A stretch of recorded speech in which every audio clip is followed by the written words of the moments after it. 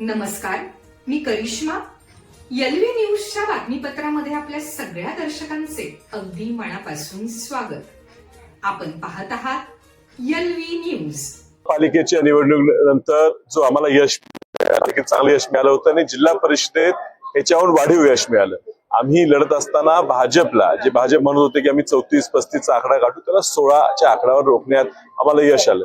अर्थात सत्तेचा पूर्ण दुरुपयोग करून पूर्ण वापर करून या ठिकाणी मॅन्डेट लोकांचा कौल हिसकावून घ्यायचा प्रयत्न खूप केला गेला.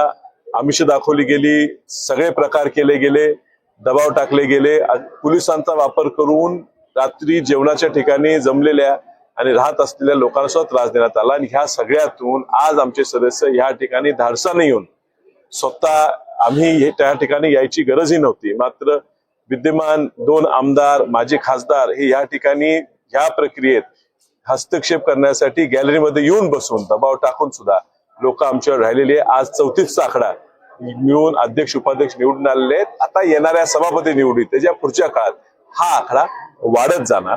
आज या ठिकाणी राजाराम बापू ह्या जिल्ह्याचे ज्येष्ठ नेते होते आणि त्यांच्या कुटुंबातले संगीता पाटील ह्या अध्यक्ष झाला. ह्याबद्दल निश्चित आज आम्ही एकत्र काम करतोय. ज्या राजाराम बापूंच्या बद्दल काही अपशब्द वापरले गेले, जनतेने हे उत्तर दिलेलं आहे आणि त्यातून त्यांच्याच घरातल्या आज कन्या आज या ठिकाणी अध्यक्ष झालेले आहेत. आणि स्वर्गीय डॉक्टर पतंगराव कदम साहेब ज्यांच्या खूप मोठं योगदान ह्या सांगली जिल्ह्याच्या ह्या राज्याच्या विकासासाठी आहे, त्यांचा नातू आज या ठिकाणी उपाध्यक्ष झालेला आहे. हा वसंतदादा कुटुंबियांना आणि सर्व सांगलीकरांना खूप मोठा अभिमान आणि आनंद आहे.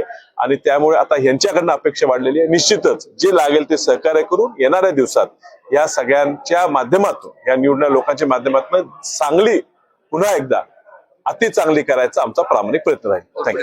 असं म्हणलं तर काँग्रेस पक्ष म्हणून या जिल्ह्यामध्ये विशालजी पाटील आणि आम्ही आमच्या काँग्रेसच्या उमेदवारांना उभं केलं, ताकदीने आम्ही लढलो. त्यामध्ये कार्यकर्त्यांचं खूप मोठं यश आहे. महाविकास आघाडी म्हणून आम्ही आणि जयंतराव पाटील साहेबांनी एकमेकांच्या प्रचारात चांगली साथ दिली, कार्यकर्त्यांनी साथ दिली. आणि या निवडणुकीमध्ये थोडंसं भावनिक विषय होता. आणि ऋषिकेश लाड माझे भाचे जरी असले तरी ऍक्टिव्ह आहेत, तरुण आहेत, लोकांच्या संपर्कात असतात आणि त्यांना जिल्ह्यातल्या सगळ्या काँग्रेसच्या नेत्यांनी आणि महाविकास आघाडीच्या नेत्यांनी कार्यकर्त्यांनी ही उपाध्यक्षपदाची संधी दिली, जिल्ह्याची सेवा करण्याची संधी दिली. मला खात्री आहे जिल्ह्यातले लोकांचे प्रश्न सोडवण्याचं काम आम्ही जिल्हा परिषदेच्या माध्यमातून चांगल्या पद्धतीने करू. आणि खात्री आम्हाला की प्रत्येक तालुक्यातल्या लोकांना विश्वासात घेऊन तिथले प्रश्न सोडवू. निश्चित स्वरूपात आज भारतीताई असती तर हे आनंद मोठा असता.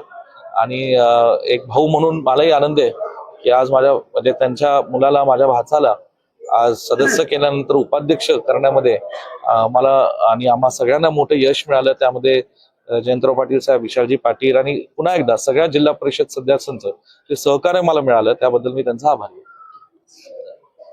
चालू घडामोडींचे अपडेट्स जाणून घेण्यासाठी आपल्या एलव्ही न्यूज चॅनलला सबस्क्राईब जरूर करा, लाईक करा, शेअर करा व कमेंट देखील करा. बेल आयकॉनवर प्रेस करा व नोटिफिकेशन्स मिळवा.